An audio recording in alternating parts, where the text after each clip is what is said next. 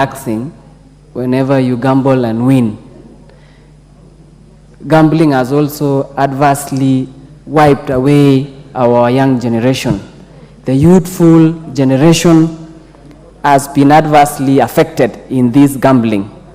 I've looked through the bill and I comment on several clauses, but I only have one objection that I thought the committee should look into concerning the gambling security.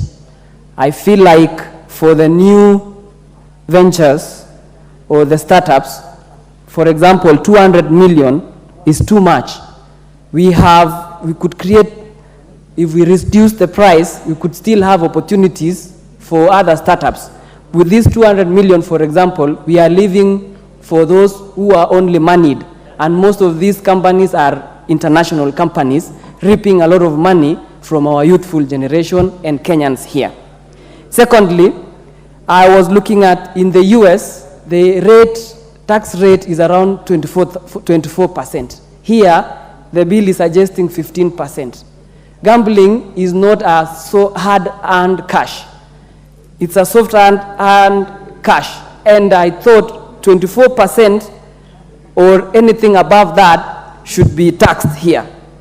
The rest of the money, that 24%, goes back to the government for other investments. Government acts as a only buffer zone for those who are devastated and those who have lost, those who are depressed and misled Kenyans who do gambling. So I thought increasing the percentage rate on the tax would even be better. Thirdly, I want to suggest that we stagger the tax rate. For example, based on gross income. Companies who get close to, say, 1 billion shillings on gambling, maybe would give it a higher percentage, say 50%. Those who have less gross income, you could give them up to 15%.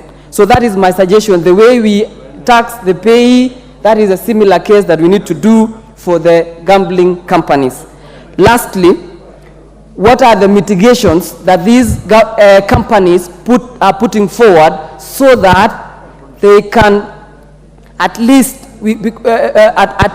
mitigate on the youth or the gamblers that are depressed, those who've lost hope? Gambling is two-way. I'm talking of the adverse effects of gambling. What are the mitigations that these companies have put forward? And I thought these mitigations must be included in this bill, so that either they would create psychosocial support desks to mitigate, because we've had a lot of depressions, a lot of suicidal cases where someone has done gambling, lost all the money, someone might have sold land, someone might have loaned, and all the money is just taken away like that through gambling. Finally, Mr. Speaker, I want to urge our youth out there, because we have lost a generation who are idle, lacking something to do. The only easy way is to do gambling. That don't gamble with your life. Gambling is not a good thing. The Bible doesn't actually, it's not considered a sin, but the adverse effects of gambling, especially when you lose, is devastating. I want to urge our youth so that they can get involved in more better ways of building the economy. Thank you, Mr. Speaker.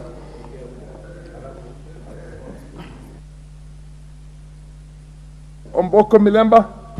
Thank you, Honorable Speaker. And there are certain goods, Honorable Speaker, that have international craving.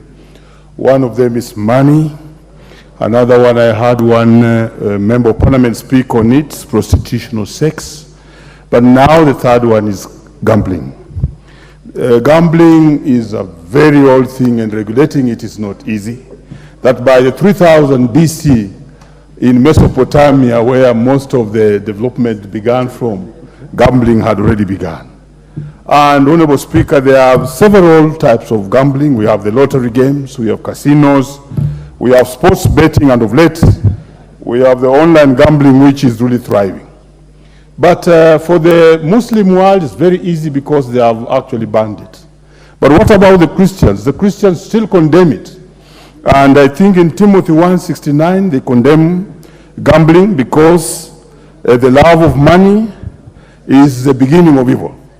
Also in Matthew 6:24, the Bible has also condemned gambling, that you cannot serve money and serve God. But however, controlling gambling can be very, very difficult. Gambling has 2-3 stages. I'll be very fast. The first stage, you go in and you win. So we have a winning phase. Then secondly, you are given the losing phase. And quickly they take you to the desperate phase. And finally they take you to the hopeless phase.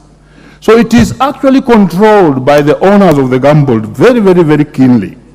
And why do we have addicts of gambling? Usually, there is a body hormone that is released when you win. And that hormone is actually called the dopamine hormone, which makes you feel very good. But the owners of the gambling game know very well that once you win, dopamine is already in your body, and you'll always crave to feel like the same way you felt the first time. But of course, the laws of utility demands that once you have consumed once, twice, it's very difficult to get to the peak.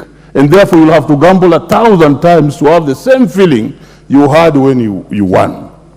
So for me, there is also a cardinal rule about gambling, that you should never gamble with money that you can't afford. Unfortunately, most of the gamblers break this rule and gamble with money that they can't afford. And that's why they go to where they end up to. So for me, this bill is a good bill, because completely eradicating gambling in this country is difficult because it's online. The owners of the gamble machines and games can do it from offshore and still get to access to our people, our children, and so on and so forth. What we need to do moving forward is to make a tough threshold for those who want to gamble. For instance, 15% taxation is still even very low. Take it to about 60%, take it to about 70%, so that it is not easy for you to be licensed to gamble. After all, Honorable Speaker, partly why you can see our economy performing very badly is because that the companies that are gambling in this country are actually taking the money out of the country, and we need to take care of that. So I want to indicate, Honorable Speaker, that even as I support, we shall be making amendments. Thank you, Honorable Speaker.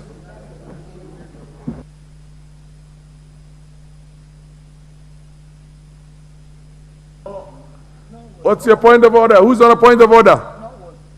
Waluke? Oh no, who? Kemei? Yes, Mr. Speaker. You're on a point of order. What's your point of order? I'm standing on order 95. Looking at the mood. Standing order number 95. Yes. Yes. Looking at the mood of the House, Yes. I pray that the mover to reply.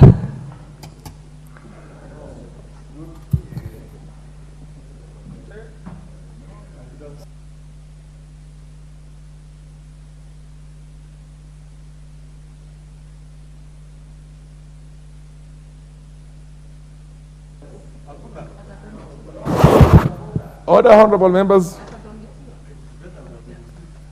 Honorable members, I now put the question that the mover to be called upon to reply. As many of the opinion say aye. Aye. As many of the contrary opinion say no. No. The ayes have it.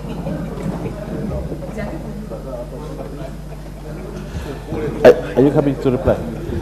Yes, the honorable majority leader. Yes, yes. Honorable Speaker, in reply, I want to thank every person who has contributed, but more sincerely to also thank the committee that did a good job. As a country, we are at that